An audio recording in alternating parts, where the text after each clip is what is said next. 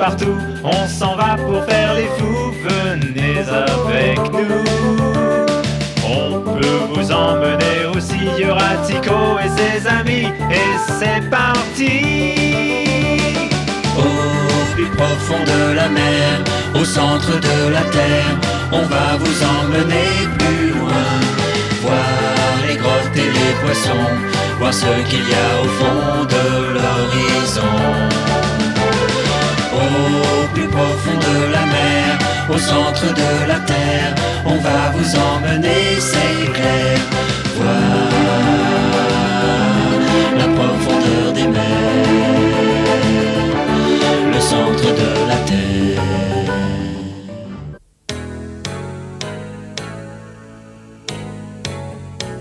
Pendant qu'on était à la recherche du monstre, on a été fait prisonnier et emmené dans un bateau sous-marin. Ned, le harponneur qui a été capturé avec nous, ne pensait qu'à une chose, s'évader. En nous faisant visiter le Nautilus, le capitaine Nemo nous montra que son bateau était une formidable machine de guerre entièrement autonome. Comme on était tous retenus contre notre volonté, on prêtait au capitaine Nemo des attentions très noires. On n'avait aucun moyen d'entrer en contact avec notre ami Ralph. On supposait qu'il était retourné à New York et qu'il se demandait s'il nous reverrait un jour. Commandant, vous êtes absolument sûr et certain que tout a été mis en œuvre pour retrouver Phileas Fogg et ses compagnons? Je suis tout à fait désolé, Ralph, mais on a fait tout notre possible. L'Abraham Lincoln est revenu en arrière. On a fouillé l'océan pendant 2 jours et nous n'avons rien trouvé du tout. Je me dis qu'ils ont peut-être pu gagner une île à la nage. Ah ouais, et Ségus a raison, un bateau les a sûrement déjà récupérés, ils sont sains et saufs. Merci d'essayer de me rassurer, mais je peux pas m'empêcher d'envisager le pire. Je les reverrai jamais. Bon, au revoir, commandant. Un de ces jours, j'espère. Et merci pour tout. Au revoir, Ralph. Bon retour vers l'Angleterre. Merci. Au revoir.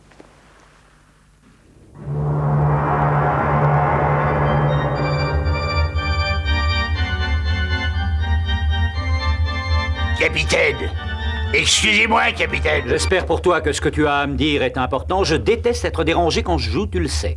Mais je suis désolé, en fait, ça aurait pu attendre. Je vous en prie, remettez-vous à jouer. Je te remercie de me donner ta permission. Je commence vraiment à me demander si tu as les qualités nécessaires pour devenir mon second. Vous pouvez me nommer second quand vous voulez, bah je suis prêt. Je vous promets de ne pas vous décevoir. Être second est ce que je désire le plus au monde. Mais ce n'est pas encore fait. Ah bon? Maintenant, si tu me disais pourquoi tu es venu m'interrompre. Eh ben... Ah oui, il s'agit de cet imposteur qu'on a pris à bord et qui est un voleur, je vous le rappelle. Est-ce que tu veux parler de Phileas Fogg? Absolument, il n'a pas cessé de m'ennuyer depuis ce matin. Il insiste pour vous parler au plus tôt.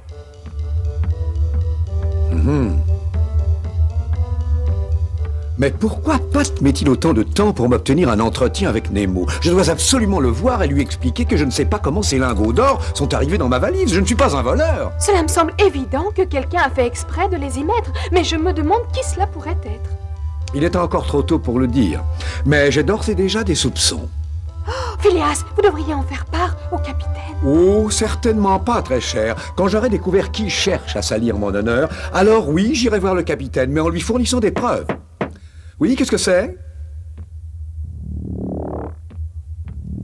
Le capitaine est d'accord pour vous recevoir, si vous voulez bien me suivre.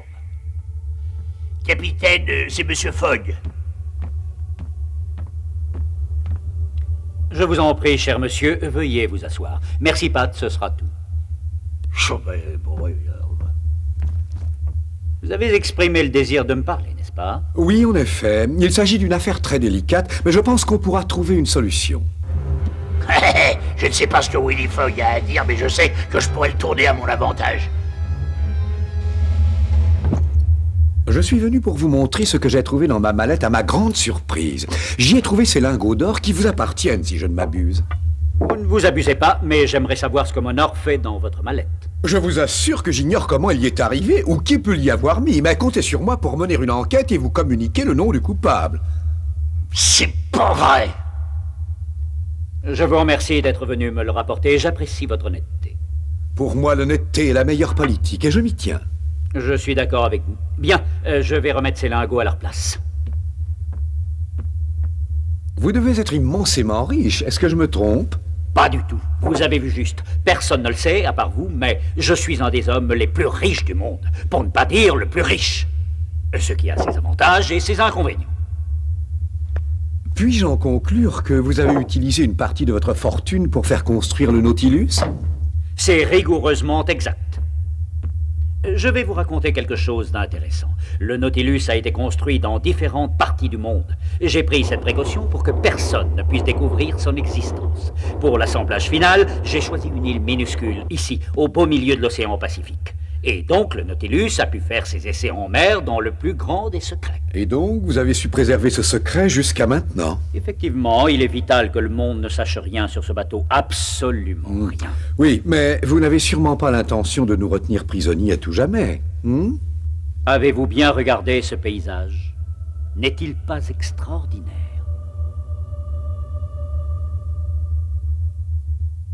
C'est vrai, il est extraordinaire, je l'avoue. Et savez-vous que ce paradis sous-marin peut être vu d'une perspective différente? Que voulez-vous dire? Que la vue peut être encore plus belle? Que je peux vous faire découvrir une autre façon d'admirer sa beauté. Ah, vraiment? Je vais vous emmener faire une promenade. Une promenade? Je veux bien, mais où ça? Cher Monsieur Fogg, que diriez-vous d'aller faire quelques pas au fond de la mer? C'est une idée que je trouve tout à fait fascinante, et je crois que la princesse Romy et le professeur Aronnax aimeraient venir aussi. Je suis persuadé qu'un peu d'exercice leur fera du bien. Mais cette petite promenade sera inoubliable, parce que ce sera la dernière. Non, tu ne dois pas souffler comme ça. Tu dois souffler doucement. Je comprends pas. Écoute. Si tu mets tes lèvres comme je te montre, tu vas y arriver. Alors, tu as vu, il suffit de le faire tout en douceur. Attends, je suis pas si mauvais que ça, je sais siffler en douceur et je vais te le prouver. Non! Arrête, Tico, ne fais pas ça ici! Oh non! Oh, tu veux que je siffle plus fort? Oh non! Ah, qu'est-ce que c'est que ces bruits? On doit être attaqué! Vite, vite, alerte générale! Tout le monde à son poste!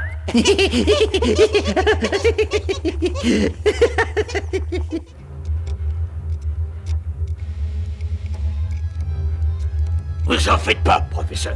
Je vais trouver un moyen de sortir d'ici. On s'évadera d'une manière ou d'une autre. Calme-toi un peu, ça ne sert à rien de se précipiter. Il vaut mieux attendre qu'ils baissent leur garde avant de chercher à s'évader. Profites-en pour te détendre. Je n'arrive pas à me détendre, professeur. Ce panneau m'énerve, j'arrive pas à l'ouvrir. Il y a des centaines de vis. J'irais même jusqu'à dire des milliers. De toute façon, à quoi ça nous avancerait de nous échapper du Nautilus? Je ne vois pas ce qu'on ferait perdu au beau milieu de l'océan. Je suis pas du tout d'accord avec vous, professeur. Pour moi, rien n'est plus insupportable que d'être prisonnier du capitaine. Il faut essayer de s'évader. Entrez.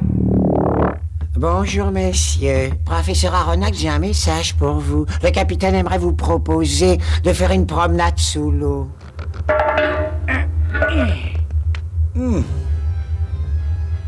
Hein?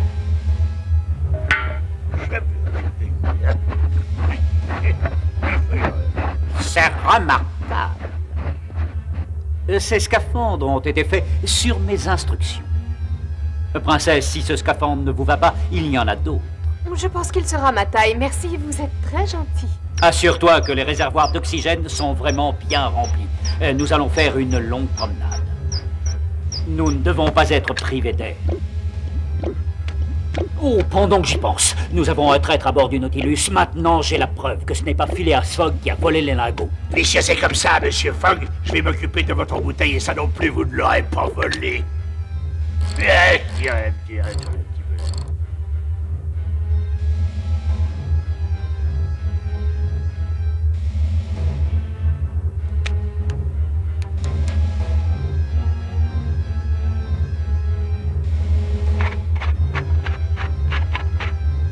S'il vous plaît, professeur, quand vous serez dehors, ouvrez grand vos yeux. Vous trouverez certainement un moyen pour qu'on puisse tous s'évader. Ne te fais pas trop d'illusions. Quand je serai dehors, je vais écarquiller les yeux, mais pour observer la faune et la flore marine. Eh ben, je vous souhaite une agréable promenade toute bête. Nous allons entrer dans la chambre de décompression. Tu fermeras la porte derrière nous. À vos ordres, capitaine. Ned, vous venez avec moi? J'aurai besoin de votre aide. Vous pouvez m'aider à bien la fermer? C'est bon, elle est fermée. La décompression commence.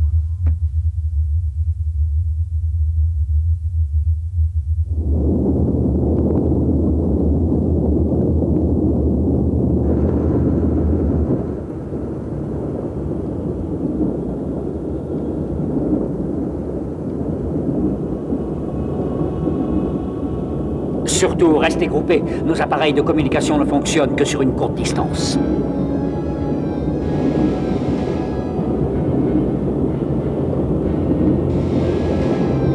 Oh, Phileas, regardez comme ces poissons sont amusants! Ces poissons amusants, ma douce amie, s'appellent des hippocampes. Par ici, mes amis, il y a des choses beaucoup plus intéressantes à voir. Suivez-moi.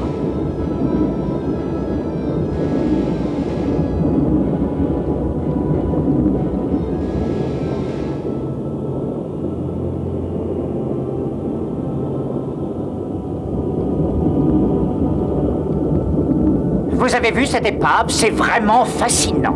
Auriez-vous envie d'aller l'examiner d'un peu plus près? Oui, ça me ferait vraiment plaisir. Dans ce cas, je vais vous la faire visiter. Est-ce que ça vous ferait plaisir à vous aussi de visiter cette épave? Je n'en sais rien, je crois que je serais un peu mal à l'aise. Eh bien alors, je reste ici avec vous. Nous pourrons admirer la vie sous-marine en attendant le retour des autres, n'est-ce pas?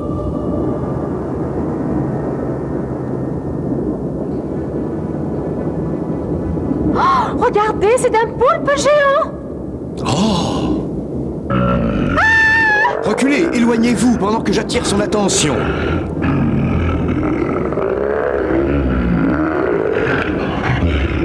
Faites attention à ces tentacules! Capitaine, je vous en prie, mon mari est attaqué par un poulpe géant!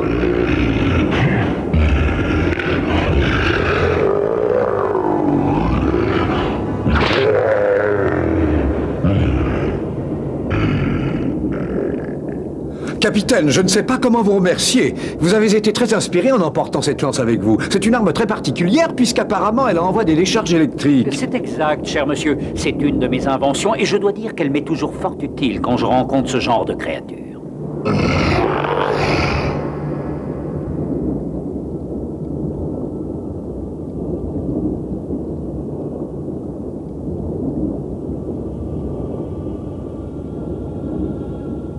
Oh, mais c'est fascinant. Je n'avais encore jamais vu de plante comme celle-ci.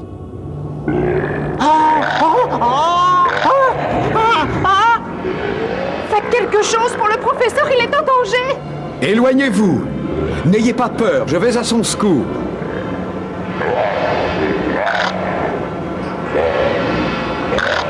Capitaine Nemo, que faut-il faire? Surtout ne pas paniquer. Écartez-vous, je vous en prie. Je me charge de tout, alors n'approchez pas.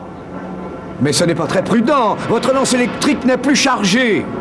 Je le sais très bien, mais ça n'est pas grave. Je suis capable d'affronter n'importe quelle créature. Allez, arrière, espèce de brute! Vous voyez, ce poisson vient de comprendre à quel genre d'adversaire il veut se mesurer. Il est devenu fou, je ne me battrai jamais contre un poisson de cette taille. Pat, je crois que le capitaine Nemo a besoin d'aide. Prêtez-moi votre lance, je vais chasser ce poisson. Bon alors, vous me la prêtez, oui ou non? Et ne restez donc pas planté là.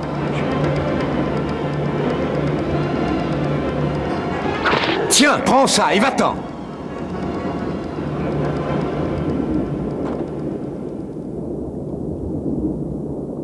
Où étais-tu quand j'avais besoin que tu viennes à mon secours? Pourquoi est-ce Monsieur Fogg qui est venu m'aider et pas toi, hein? Comme vous m'avez sauvé la vie tout à l'heure, eh bien ça m'a fait plaisir de sauver la vôtre.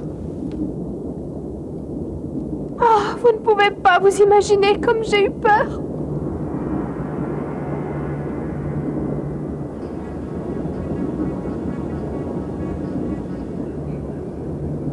Regardez, ce corail rouge est superbe. C'est seulement dans cet endroit de l'océan que l'on en trouve.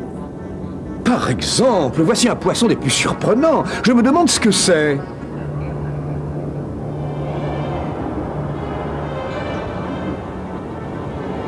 Romy, vous avez vu ce poisson? Oh, elle est trop loin pour m'entendre.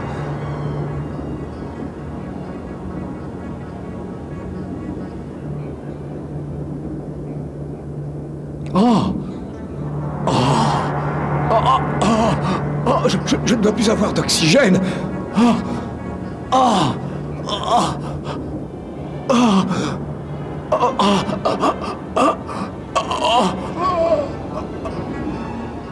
Comme vous pouvez le constater, à ces profondeurs, la vie se manifeste sous des formes qui dépassent l'imagination.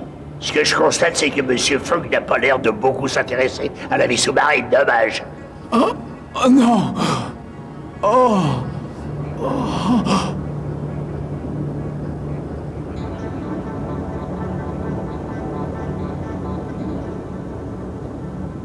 Et professeur, vous avez déjà vu des oursins d'aussi près? Je n'ai jamais vu d'oursin vivant, ni de près ni de loin, et je les trouve absolument extraordinaires. Princesse, vous avez vu ces coquillages? Oh, j'ai du mal à en croire, monsieur.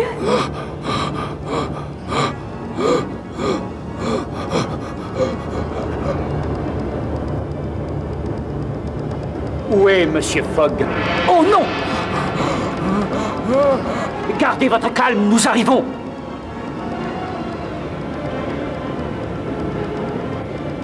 Pourquoi le capitaine nage aussi vite vers Phileas? On dirait que mon mari a de sérieux problèmes. Que va-t-on faire? C'est épouvantable. Le capitaine s'est précipité à son secours. Il ne risque rien, j'en suis sûr. Cette fois, c'est le capitaine qui va faire échouer mon plan. Décidément, Fogg a de la chance. Vous ne vous sentez pas bien? Qu'est-ce qui se passe? Oh, l'arrivée d'oxygène a été coupée.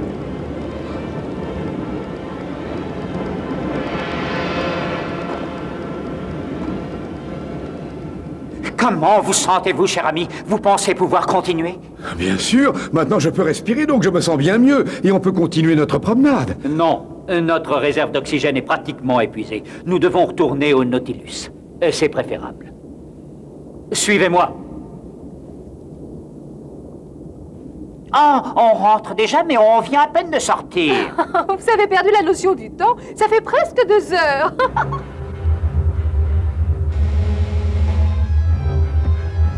Merci, c'est vraiment gentil de m'avoir montré comment on se sert de la chambre de décompression. Je me demandais comment les plongeurs faisaient pour quitter le Nautilus. Maintenant, je le sais. Attention, Ned, que ça ne vous donne pas des idées. C'est carrément impossible de s'évader de cet endroit. Le capitaine Nemo nous a donné l'ordre que cette partie soit toujours bien gardée. Ah oui, vraiment? Ouais. Ah, c'est affreux. Je viens de remarquer qu'une des parois de la chambre de décompression est tordue. On doit la réparer avant leur retour et se dépêcher. En plus, si on met trop de temps, ils se retrouveront à court d'oxygène. Qu'est-ce qu'on va faire? Il ne devrait pas y avoir de problème. Moi, je vais te la réparer, tu vas voir ça. Ned le harponneur n'a jamais laissé tomber ses camarades quand ils ont des ennuis. C'est clair? C'est clair. Je vais redresser ce morceau de tôle en 2 temps, 3 mouvements. Vous allez voir ça.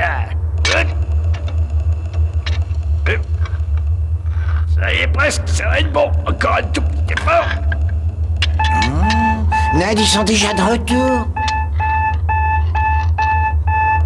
Je vous en prie, dépêchez-vous. C'est presque fini, calme-toi. Voilà.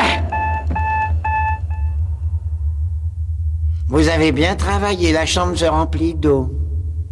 Ça n'a rien d'étonnant, je vous avais dit que je la réparais, et je l'ai fait.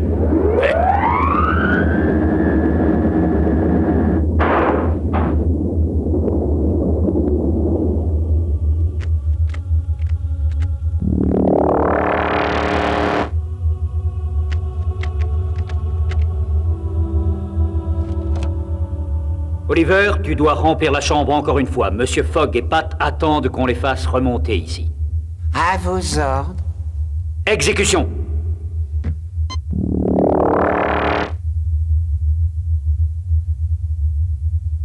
Ah, capitaine, je voulais vous dire, pendant que vous étiez sorti, j'ai remarqué qu'une paroi était tordue, et c'est notre ami Ned qui a réussi à la redresser. Vous avez très bien travaillé. Le Nautilus a toujours besoin de solides membres d'équipage comme vous. Oh, Phileas est en danger, venez vite voir, c'est affreux. Qu'est-ce qui se passe? Ce faux jeton de pâte est prêt à attaquer Monsieur Fogg. Oh, capitaine, vous ne pouvez pas le laisser faire ça. Vous devez sauver Phileas. Ce Pat est une crapule. Il peut blesser ou même tuer Monsieur Fogg. Je vous promets que si jamais je lui mets la main dessus, je le réduirai en bouillie, ce gars-là. Oliver, dépêche-toi de faire évacuer l'eau de la chambre. C'est sa seule et unique chance. Tout de suite, capitaine.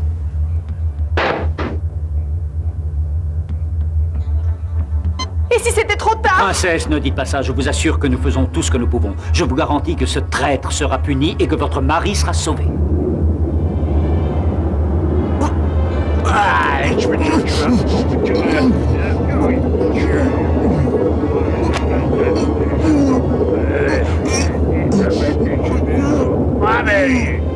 Il essaie de s'enfuir. Mon mari ne va plus pouvoir respirer. Non, non, non, ça va aller. Venez tous ici immédiatement. Nous devons ouvrir cette porte. Allez. Attention. Et ouais. J'espère qu'il n'a pas eu le temps de trop souffrir. Monsieur Fogg, comment allez-vous?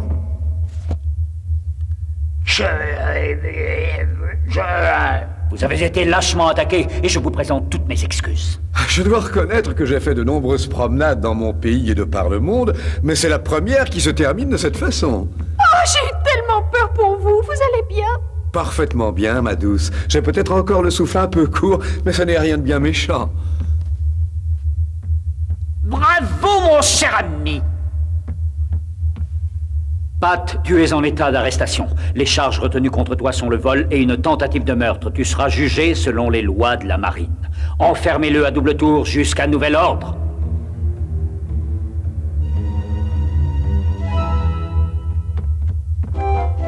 Oh! Sapristi, tu ne peux pas accélérer un peu, il est 5 heures pile. Écoute, je vais aussi vite que possible. Monsieur Fogg prend toujours son thé à 5 heures précises, tu le sais. Eh oui, et je sais que ça, c'est le menu le plus bizarre que j'ai jamais vu. Ah, monsieur, j'espère que vous avez passé un bon après-midi. Voici votre thé. Merci, Passepartout. C'est une excellente idée. Après cette excursion sous-marine très intéressante, je crois qu'une bonne tasse de thé me fera du bien. Et voici le menu que Passepartout a prévu pour ce soir. Mais je crois que son plat de résistance va tellement vous couper l'appétit qu'il y aura assez de reste pour nourrir une baleine un mois entier. C'est un menu qui est bien équilibré et excellent pour la santé. Peut-être que pour toi, la soupe de méduse, c'est bon, mais c'est pas bon pour ces pauvres méduses.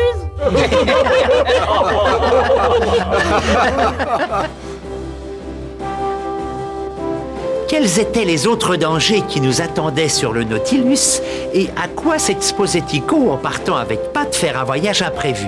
À rencontrer des gens peu sympathiques. En tout cas, il ne savait pas les problèmes qu'il aurait en tombant amoureux. Décidément, pour s'attirer des ennuis, il n'avait pas son pareil. Et nous, on allait aussi avoir des ennuis avec les habitants de l'île que la puissance du Nautilus n'effrayait même pas. Willy Fogg et Passepartout, on s'en va pour faire les fous, venez avec nous. On peut vous emmener aussi, il y aura Tycho et ses amis, et c'est parti. Au plus profond de la mer, au centre de la terre, on va vous emmener plus loin. Voir les grottes et les poissons, voir ce qu'il y a au fond de l'horizon. Au plus profond de la mer, au centre de la terre, on va vous emmener, c'est clair. Voir